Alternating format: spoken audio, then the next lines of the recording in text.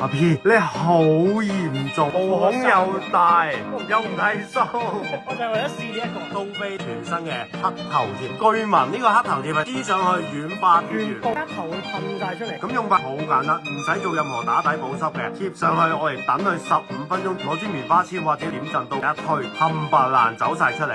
Nice，15 分鐘過咗啦 B， 你想點操作？望下先。哇！你望下呢邊，見唔見一撇撇啊？見到好多喎，好糟啊！